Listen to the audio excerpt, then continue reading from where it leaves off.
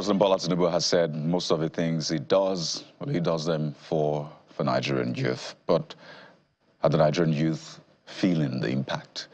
We're joined on the program, as you've seen, by the Minister of Youth Development, Mr. Ayodele Olawande. He is live for us virtually this morning. Good morning, Minister. You're welcome to the Morning Brief.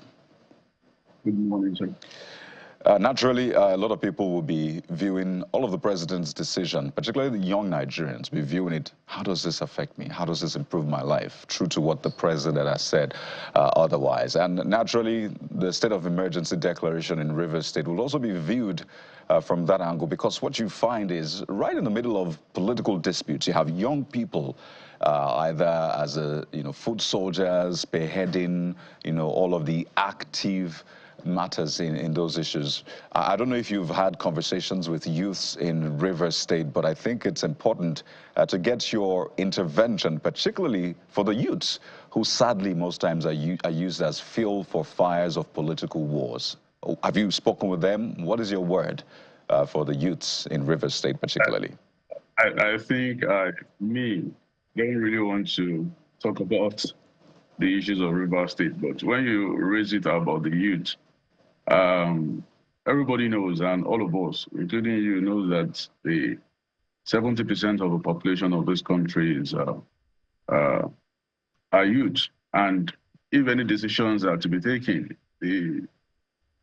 is for the future of this country. It's for the future. And what's the future? Is we, the young people, not even the old. And I think the major thing is that everybody will come up with his own view, ideas, and everything in law, in others. I think the president probably looks into the security of, because I spoke with some of them, like you said, we spoke with some, both, I think the same party, but anyway, both parties and everything, we looked at it and said, okay, probably the extensions, the vandalizations, and we all know that the economy of this country, when the president took power, it's just like you are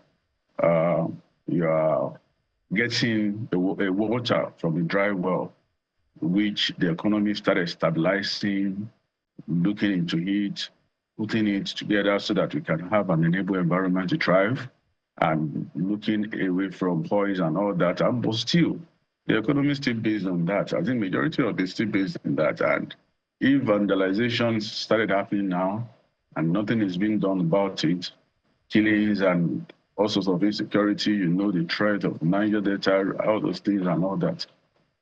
Probably maybe that's a decision. No, that's also not my part, but I think the insecurity part of it, the security part of it and all that should be the reason. But for me, I don't really want to dive into that. Well, glad you spoke with some of the youths, and I hope they were able to see reason with you.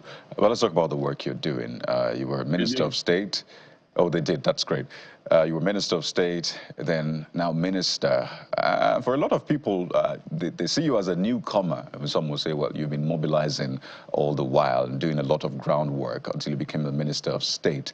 But something the president did, which was quite interesting, is to announce the National Youth Conference to take place. And I understand that a lot of work is ongoing. But while work is ongoing, let's try to link that work to the realities of Nigerian youth. And one of the pulse-feeling moments recently was that National Youth Corps who did a video, very emotional, got very emotional, and just described how life is for her and lots of Nigerians, really. In fact, at some point, she said that she believes this president has been terrible.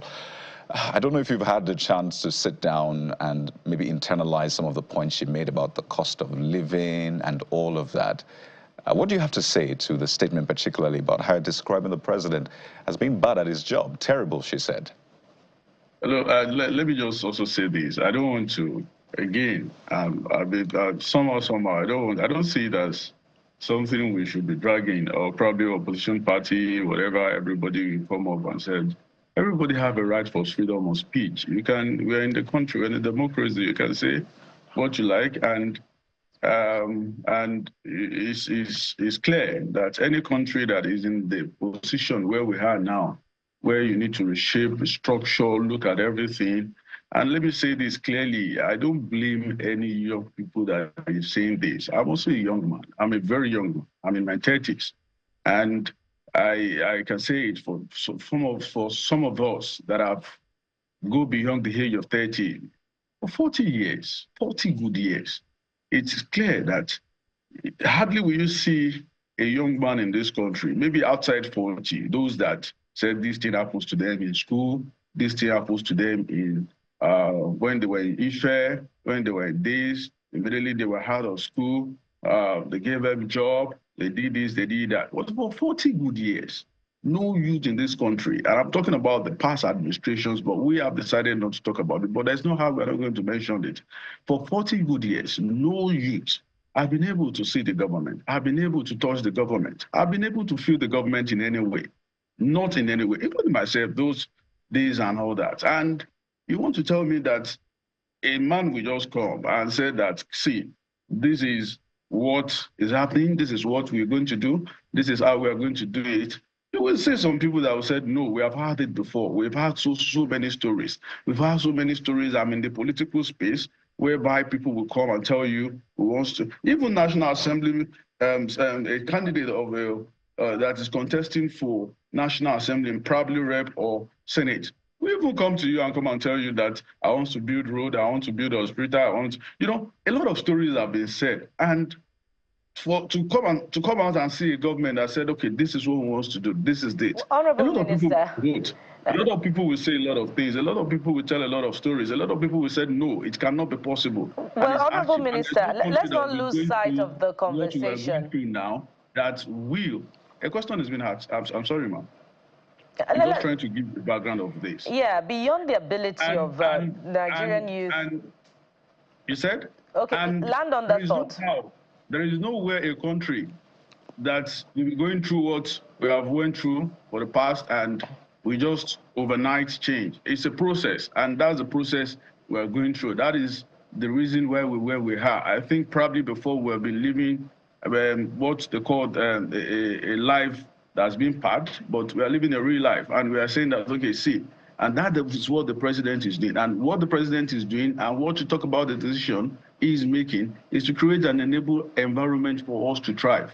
Well, it may be hard now, but very soon, because everything is getting to down now, and we can see that a lot of people will see how the economy is being and how investors and everybody is coming to the country and how you can do a lot of Honorable Minister, pardon me, let me come in here. Beyond the ability of the Nigerian youth to be able to touch the government, in your own words, under this administration, the question is how democratized is the process? And let's not lose sight of the conversation. What's more important is the treatment of the complaints laid by this youth copper, Rai, that's her name, I believe, and the substance of the matter, which is... why I said I don't want to discuss the youth copper's matter. The suggestion by an aide of the administration that the capital punishment, which is the ultimate, to be meted on her, which is expulsion. But what are the complaints that she has laid, which is affecting the generality of the Nigerian youth? But let's make progress and talk about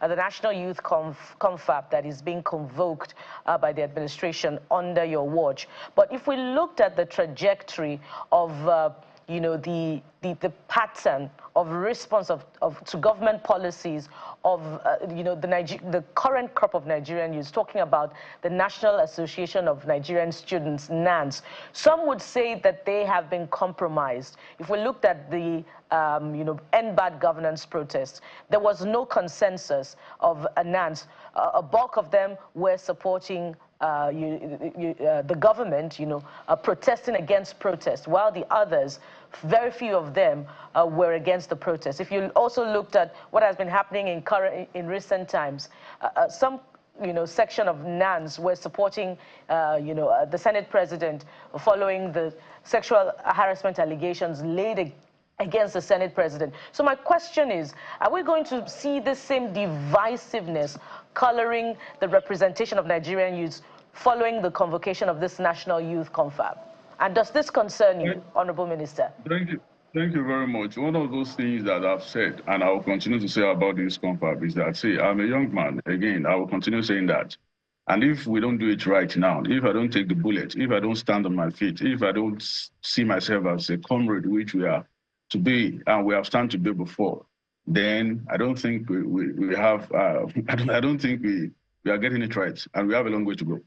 I've said it about confab and probably youth organization. See, it is the youth demography that is difficult and very difficult to stand or to do a lot of things with. If old people are doing confab, you will see them. You know the people in your areas. You know but when it comes to youth, we have millions of youth organizations. We have millions of, even in political parties, not to talk of the general view of it. But I'm saying that this confab wants to do everything possible that is not going to be political, that is not going to be sectional.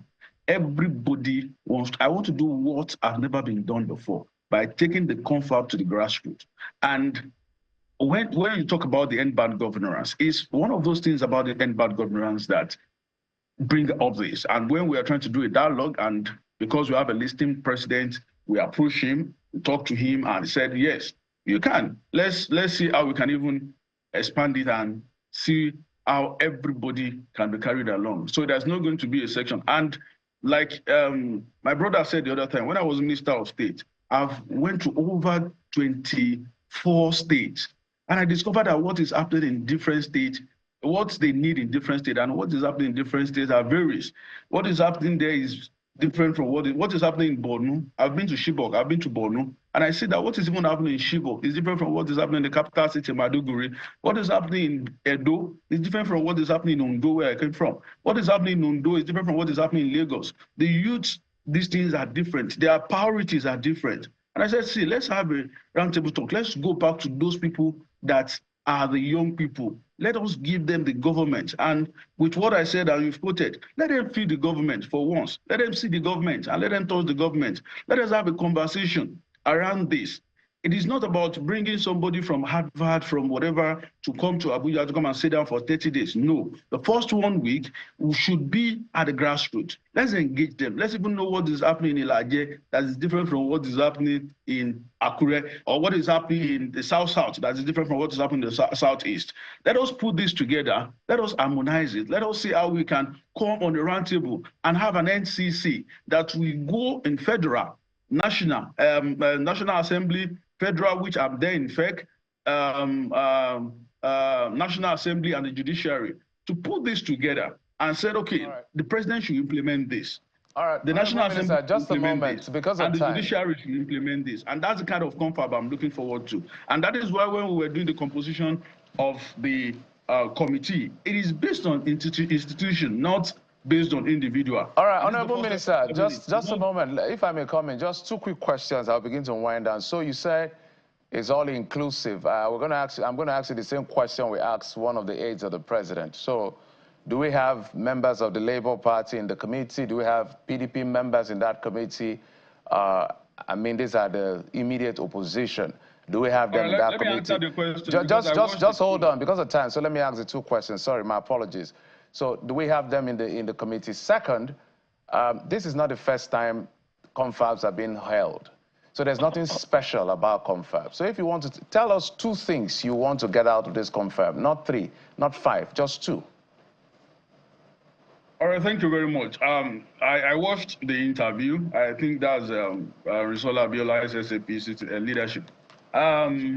Labour, I just make it straight here that it's not about political parties. And they were involved. When you look at the composition is representative of all the national leaders of the political parties, representative of probably Labours and everybody. They have a forum, and there's a forum of national youth leaders. They have to present two people from their national, from the forum, so that there will be a representative in the committee. So it's not going to be APC, no. There may not be APC there. There may not be PDP. It's strictly out of political parties. But to have a representative to talk about them, to bring them, and majority of them will be in the subcommittees.